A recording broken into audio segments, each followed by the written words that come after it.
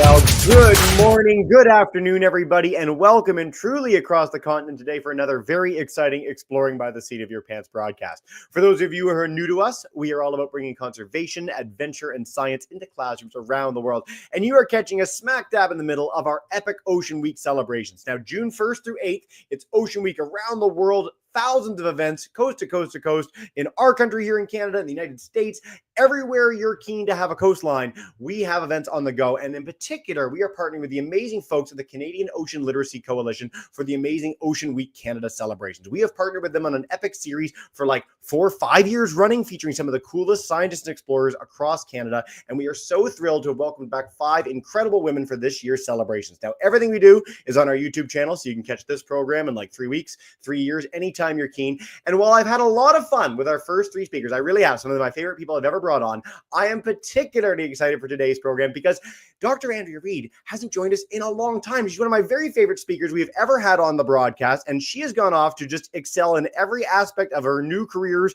that she's ever had since I've known her for like 10 years now, something like that. So we're so thrilled to welcome her back to talk about her incredible work in BC and beyond. Indigenous Fisheries Science is our theme of the day, but we are going to touch upon quite a few things in today's lovely broadcast. So without further ado, I'm going to zip my lip. Dr. Reid, thank you so much for joining us again, and welcome back to the show. Oh, thank you, Jesse, for being such a good host. And hi, everyone that's joining us online. It is great to be here with you. I am really happy to be here and for this ocean science storytelling celebration. Those are all words that I adore. So putting them together is a great pleasure. So yeah, really happy to be here.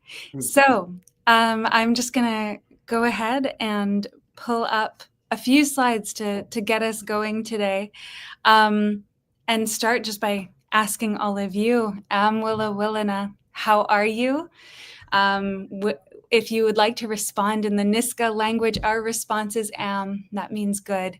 And I just love starting from this place because I think getting into a good heart, good mind, it's a great way to come together, especially when we're connecting online. It can feel really disconnected. So welcoming everyone to this space. So as Jesse shared, I am an Indigenous Fisheries Scientist. I'm a citizen of the Nisg Nation. I live in Northwest British Columbia in Nisg territory. I have the huge privilege of being an assistant professor, a principal investigator at the University of British Columbia with our Center for Indigenous Fisheries.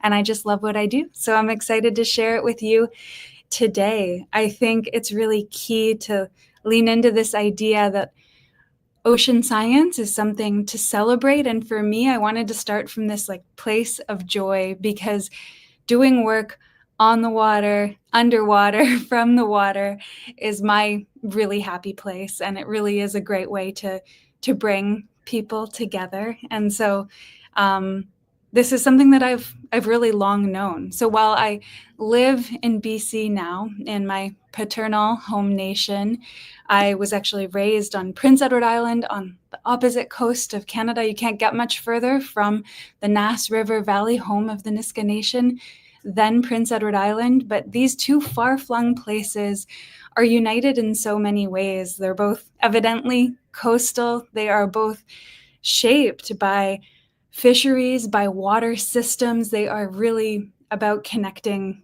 people and fish in the places that they are. And for me, growing up, being raised by my non-Nisg mother on Ebiguit, Prince Edward Island, I just grew up spending all of my time that I could swimming and being by the water. And this really drove into me a deep love of oceans, of caring for fish, of curiosity for fish, of spending time outside. And I'm so grateful for that beginning, because that really is what brings me into my work now. I've had the opportunity through National Geographic, Canadian Geographic, and many other funding bodies to travel to many different places in search of fish that are big and small, giant fish like this fish, the Nile perch, Ladies Niloticus, which is a massive fish in the Lake Victoria Basin in Uganda is where I've done lots of research looking at these fish, and then the tiny little fish that they eat, haplochromine cichlids. This one aptly called blue lips because of its bright blue lips. And I love this work on fish big and small because it really is about people's connections to these fish and these fisheries. People care about fish in all sorts of contexts, and fishers, they know so much about how fish are doing, where fish are located. They are truly wonderful scientists because it takes really good scientific knowledge to know when, where, and how to fish. And so, an idea that I want to have everyone kind of carry with them as we spend time together during this ocean week is that the fish in our oceans matter immensely. They feed lots of people. They bring lots of people joy. They're beautiful to look at. They fuel economies, culture, trade, so many things. But indeed, they're connected to all of the fresh waters on our planet. If you think about our hydrological cycle, the way that water moves around the earth, from our fresh waters into our oceans and back again, it really is one water.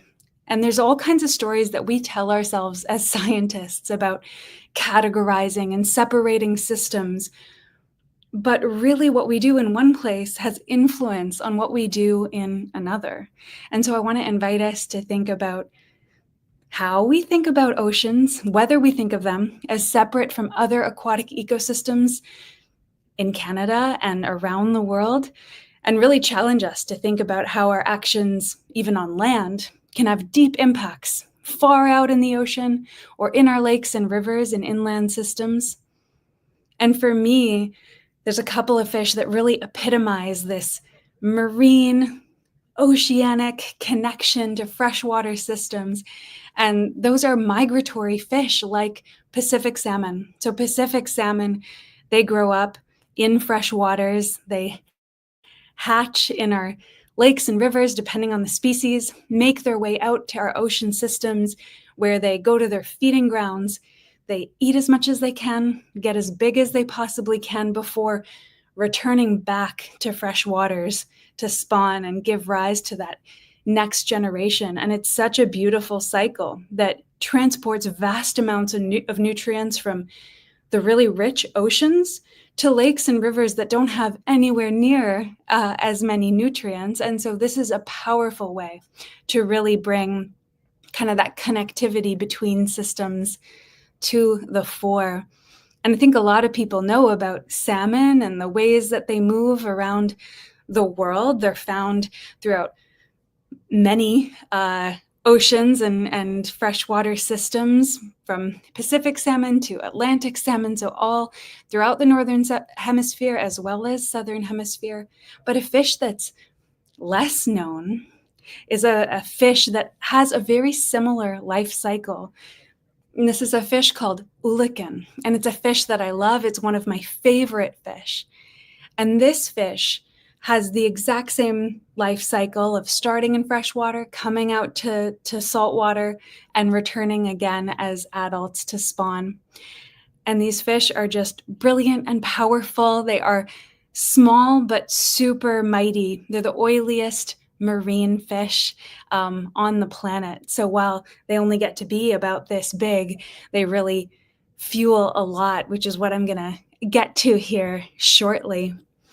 And so this life cycle that they have, this way of moving around the world, is a big word, a new word for some, called anadromous, which really is about the way that they migrate between freshwater, saltwater, and back again. So wanted to plant that seed for a scientific term that you can hang on to. And for me, my favorite kind of work is work that connects those different kinds of waters, of following fish, whether that's salmon or ulican, from marine systems into freshwater habitats to see how they do, to see how they survive, to see what factors are affecting their ability to move across these landscapes or waterscapes.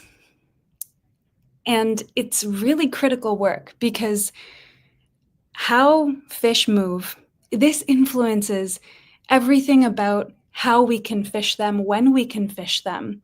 And so here, what I'm sharing is the harvest cycle from my nation, which on the outer ring shows all of the months of the year in the Nisga'a language, in Nisga'a, where you can see first an outer ring that's all of our fishing activities that take place during each month. Next comes gathering, then hunting, and then trapping.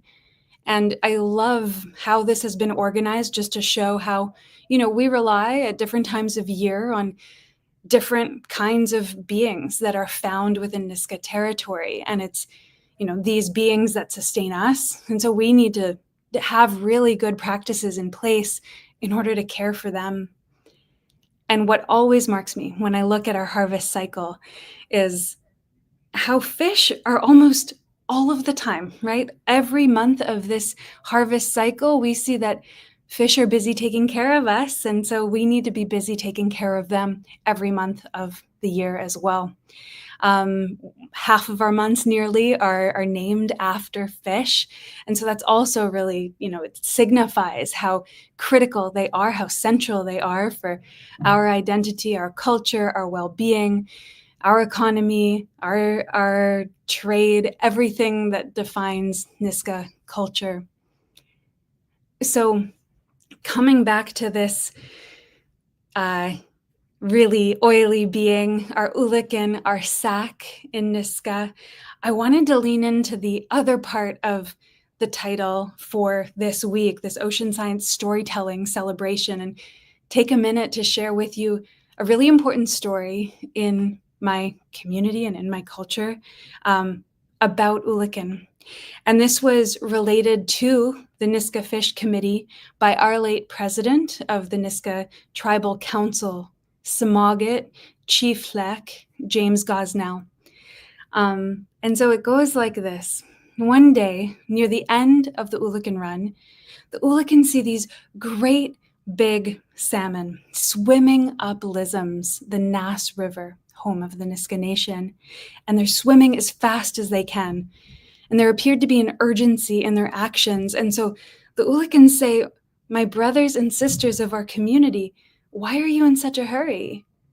The Chinook respond, "We're on our way to save the Nisga'a. They're nearing starvation." The ulikin respond, "We've already saved them, so take your time." The Chinook turn back to them, look at them, and say, "How can they get full on you? You aren't even as big as one of my fins." And the ulikins say, "Why, my brother, there's a great many of us, so we have saved them. Continue, but take your time." This idea that there are millions of these small but mighty fish really hits home for me. How these can be such powerful sources of well-being. And if I flip back to our harvest calendar, you can see that ulikin, they are right here on this outer ring, and they begin in the month of March, which is called Sak, to eat ulikins. They begin our Nisga'a New Year with a massive celebration that centers this return.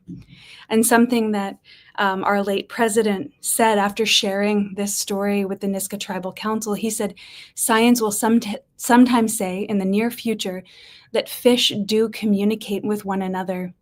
And indeed, fish are communicating with one another all of the time. And in fact, communication in fish has evolved over 30 independent times among all fish species, really showing how unique different fish communication styles can be, but really showing that, these aren't silent beings underwater. They're social beings like so many of us, and of course are chatting amongst themselves in all kinds of ways to communicate important things about their food, about predators, about their lives and their life cycles.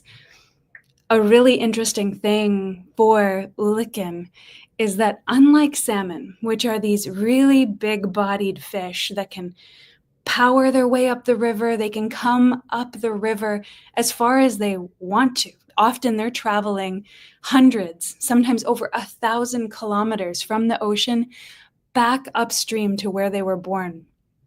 Oolican, on the other hand, being so much smaller, they can only come upriver as high as the tides will take them. They can't fight the river's current without that push of the ocean influence. And so oolican are only found in the tidal reaches of our rivers and not further beyond that. And what that means is that they're really tightly linked to our lunar cycles. We have a huge celebration in my nation around the return of oolican, a celebration called Hobie, which is the beginning of our Nisg New Year, because the oolican have arrived. They're here to break our winter hunger and defeat us once again. And of course, we know that what is happening with our moon, where the moon is positioned in relation to the earth, has huge bearing on our tides. And so the moon really becomes this symbol of the oolican coming back to our waters. This name, Hobie, it comes from the root word hobich, which means a spoon. And when we have this crescent moon in the sky, our stories tell us that if the hobich, if the moon is in a shape that wouldn't hold any oolican within it, if there were oolican in this spoon, they would all spill out, then it's not going to be a good year ahead. But instead, if the crescent is shaped like this and could actually hold oolican inside of it, then we'll have a wonderful year ahead. And so we're always looking for these signatures in our lunar cycles that can help us predict what's going to happen with our fish in the coming year. So I mentioned this month of Sac, of March, to eat oolicans, and oolicans really do power us in so many ways, but they feed not only us, the Nisg, they feed so many of our neighbors. We have a practice of creating oolican grease, and this has been traded far and wide with many neighboring nations, as well as early Europeans when Europeans arrived in so-called British Columbia. And that's created these massive trade highways, also called grease trails. And these ancient transportation systems have formed the basis of so many modern day roads in BC and beyond. And it's really shaped the whole landscape, but also the social interactions between different nations. But they feed not only people, oolican feed whole systems. When they come up the river, they are followed by so many gulls, so many eagles, so many seals, sea lions, even killer whales make their way up our inlets in pursuit of yummy oolican. And so I love these moments. This is like as the ice begins to break up, all of a sudden our whole river comes alive, and it's because the fish are there. And in my mind, when I see our river just covered in gulls, I love thinking about all the fish that are flying around in the bellies of these gulls, that there's like this migration that then happens above the water's surface, as well as below it. And so oolican really, they are this symbol of how these waters are all connected, how we take care of these fish has really important implications for how they can take care of us. And so really good science, as I said earlier, has to go into how we fish these fish. So remembering what I said about oolican coming up only as high in the rivers as the tides will take them, that feature underlies a really big part of the sustainability of the fisheries for oolican. So just like salmon that have one chance to make babies in their life cycle, they're going to spawn and then they die, giving rise to that next generation. When oolican come up the river, being pushed up by the tides, that end of that tidal area where they're going to spawn, that's going to be where they die and get pulled back by the tides. And so where the fishers then set their nets is after the tide rises, carrying up all the ulikin so that they can spawn. Then the fishers get out on the water, set their nets, and harvest all those ulikin that are coming back down. So after they have spawned and given rise to those generations to come, a single female ulikin can carry between 20 and 40,000 eggs. And so it's so critical that they have that opportunity to bring forth that next generation before we harvest them. How we make decisions about where, when, if we fish hinges on this really critical knowledge of how the fish are doing, when they're coming, under the right conditions, and in places that are really ecologically sound, that really put the biology of these fish at the forefront. And that enables us to have these really thriving fisheries. So for millennia, the Nisg have been harvesting these fish, and we really hope that good science on these ulikin moving forward can help perpetuate these fish moving forward for generations to come. They are small, but they are indeed mighty.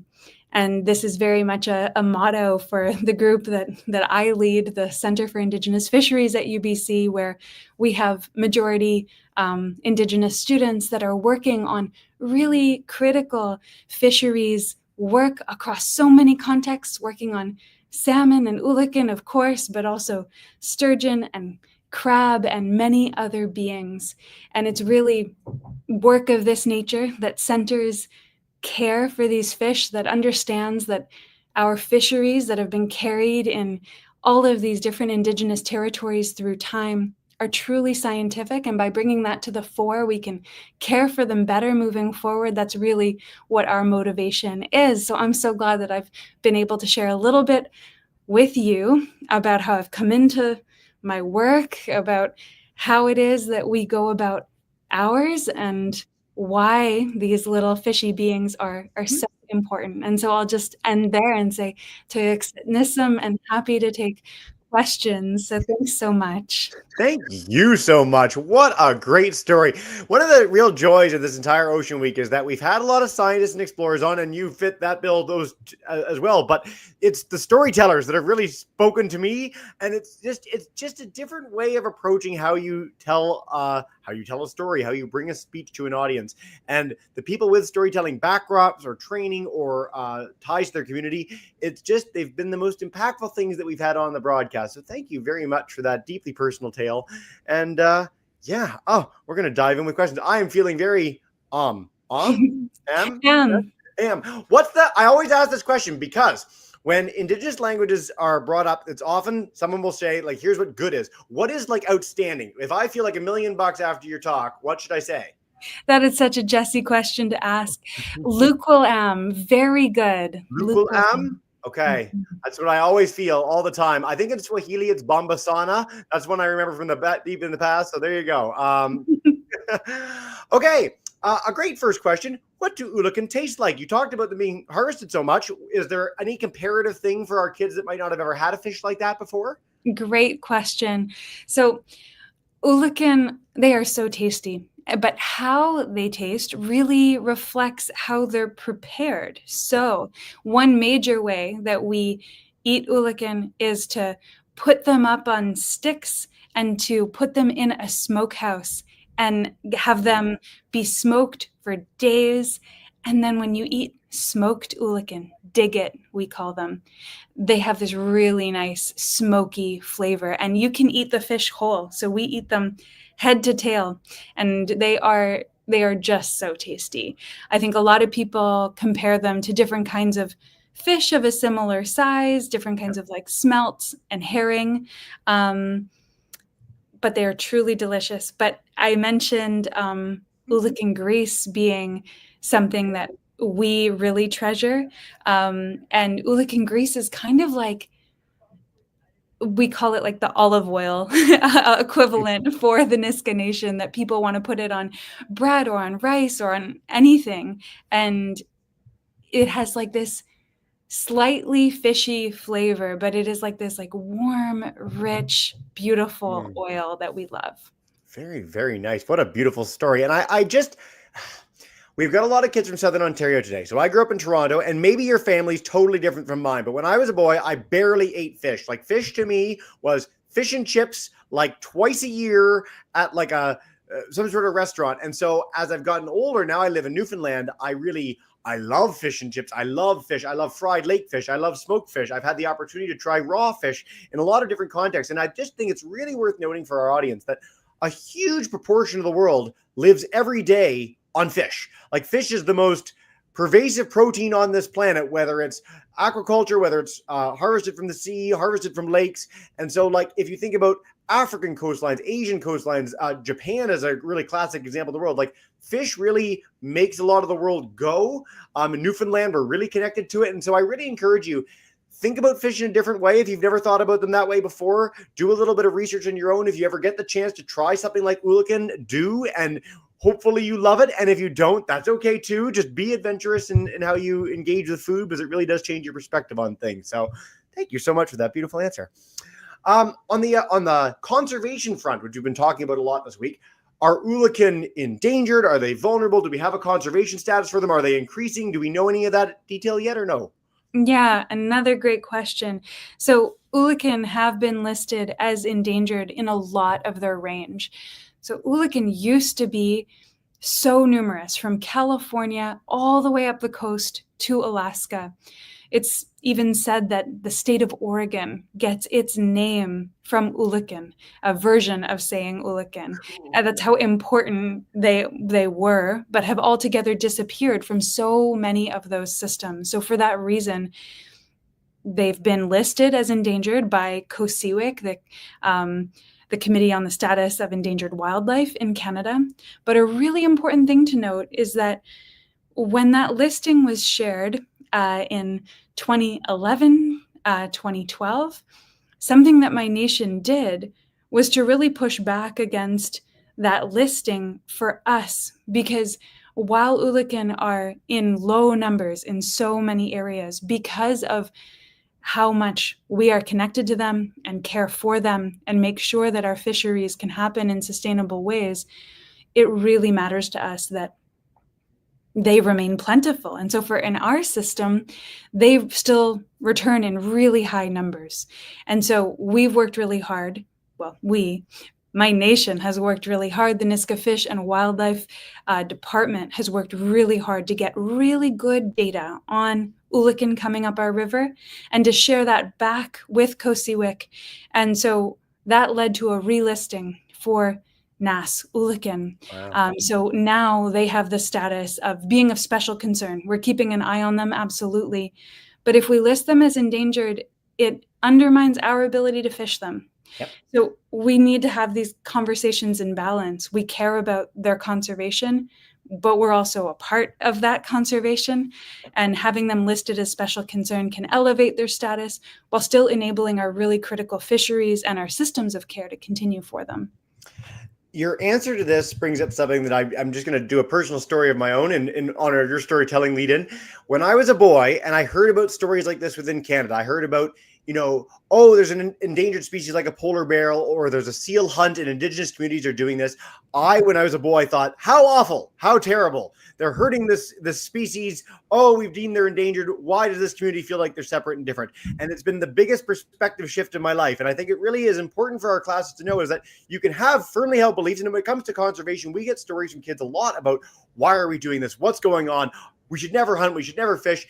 And the more you learn, and I think that there's been a lot of work done on this in Canada over the last 10 years, especially to highlight that Indigenous communities have been on these lands for thousands and thousands and thousands of years and lived with animals in a way that they harvest the animal, but the animal is protected and conserved because that community relies on that animal in a really, really fundamental way. And so for Western science to come in and say, hey, you can't touch that anymore, and we don't care about any of your cultural beliefs or history or traditions or stewardship of this wildlife resource, is to really, it's beyond dismissive. And I think, and we're going to get to this in the next question, that it's slowly working its way back from that extreme that it was when I was a boy. And so I just want to stress, be open to changing your mind in life, even about things that you're really hold firm, because you can be dead wrong. And stories like Andrea's have helped persuade me that I was dead wrong when I was younger.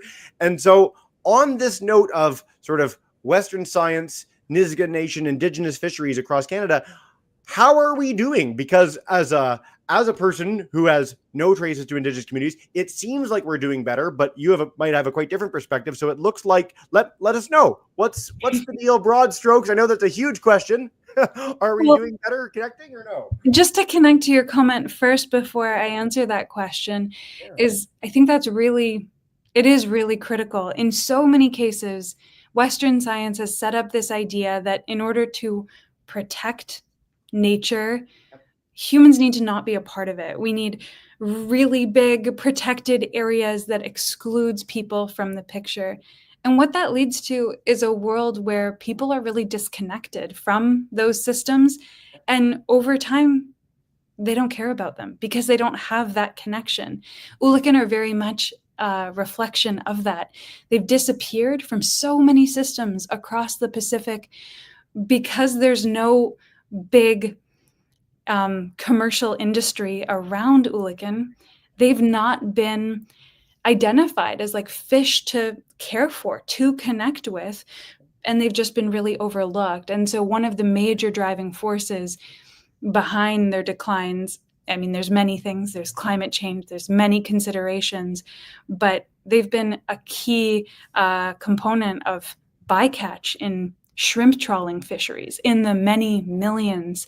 And so if we make these choices of we're going to prioritize these shrimp fisheries, everything else will just have to be forsaken in the process, then we're really letting go of this really important fish, not only for people, but for all kinds of beings in the system, as I've shown. And there's a real opportunity to build that like care and connection through spending time on the water, through eating these fish, fishing them. I love fish as a word because it's, a verb and a noun. It's something you can hold and something you can do, and it's something you can engage with. That's a beautiful answer. Oh, I do. Professional detachment out the window. I just love having you on. It's so much fun. And I totally skirted your other question, which is this bigger question of how we're doing, which is a huge question. As you rightly noted, Jesse, Indigenous fisheries have been taking place across all coasts of the continent and around the world. But of course, in between all of our coastlines in Canada for millennia. And the reality is that so many of them have been really constrained as Canada transformed into the country that it is today through colonization.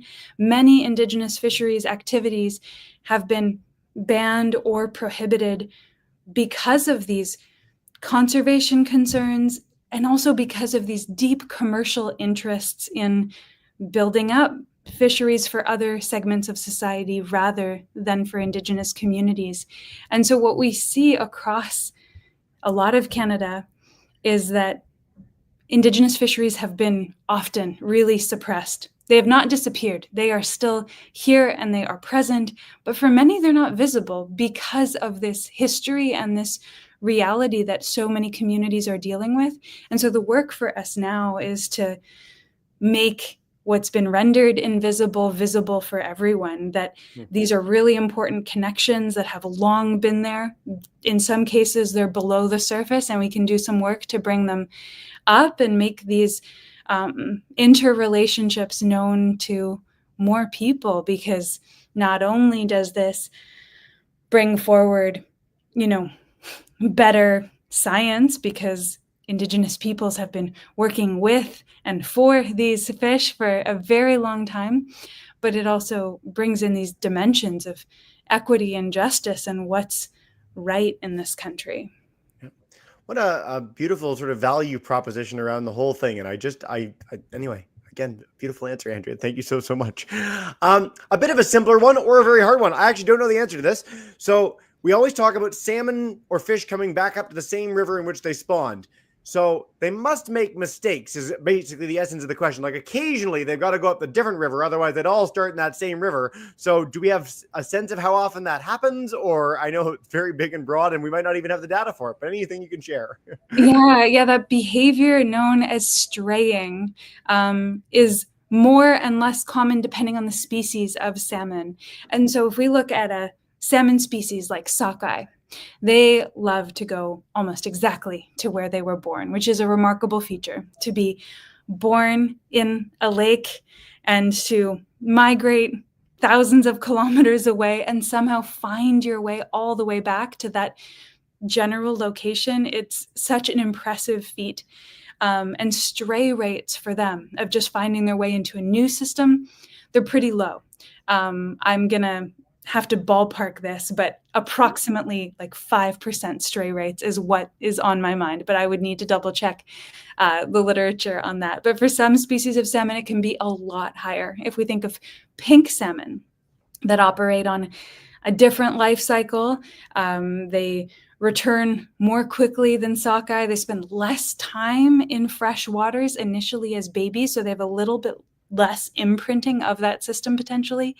They're way more likely to move around and find a new system to be in, be able to spawn in it, and continue propagating their populations moving forward. So it depends on the type of fish, and it depends on where. But a really cool thing about salmon migrations is how they achieve this in the first place. There have been tons of studies to look at how do they do it. And what's really fascinating, some studies have even gone as far as blindfolding salmon to see if it's about visual cues to find their way back. But really, it's about scent. They really follow their noses home. They smell their way back to the systems that were imprinted on them as young. Very, very cool. Thank you for that. Geez, you've cleared that up for me in a brilliant way. Um, so all week long, we've been getting questions from kids about how to choose sustainable seafood because it's a big topic and a lot of fish are overfished and are caught as bycatch. And there's a lot of issues with fishing. Oceans by David Attenborough, or Ocean by David Attenborough is coming out this Sunday, the 8th. And so it has a beautiful section in it on what trawling can do to an ecosystem to catch one kind of fish. So we've seen all the issues, and classically at Exploring by the Seat of Your Pants, when people say, how do I choose sustainable seafood? We tell them about the Marine Stewardship Council in the United States, OceanWise in Canada, groups that do that scientific research to understand which fish are fished sustainably so that you can make those informed choices at restaurants and grocery stores. Do you subscribe to that? Are there any other ways that we can go about our lives making sure we're having fish that are taken in a good way from the oceans?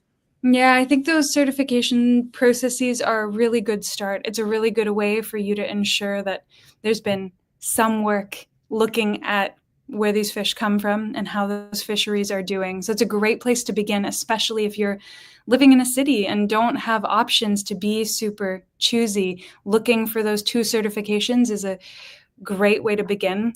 For me, it's a really different context because of where I live and the fish that I have access to. But for me, it's about knowing where the fish come from. It does, even growing up on PEI, it was really about like knowing a specific fisher and our family getting seafood delivered from that fisher. And so that was really key for me, is like the kind of personal nature of it. I know where those fish have come from, and so then I can feel comfortable eating them, which is my practice to this day. I was vegetarian for a long time because I was really caught up in, I didn't know how to discern what fish would be good to eat, big picture. But as I've come to know more and know how to be choosy based on like those kinds of certifications or based on what I know about different fisheries, that's enabled me to come back to eating fish, but in a way that I feel really good about it. And so I think those are a couple of approaches, but it's really critical because some colleagues have done tons of work looking at taking DNA samples within grocery stores of different fish and how they're labeled, with stats showing that like in some cases as high as 40% of fish are mislabeled as not the species that you're buying. And so going to groups like OceanWise and the Marine Stewardship Council are great ways to know that there's been a little bit more work to ensure that these fish are what they are purporting to be and that you know what it is that you're eating.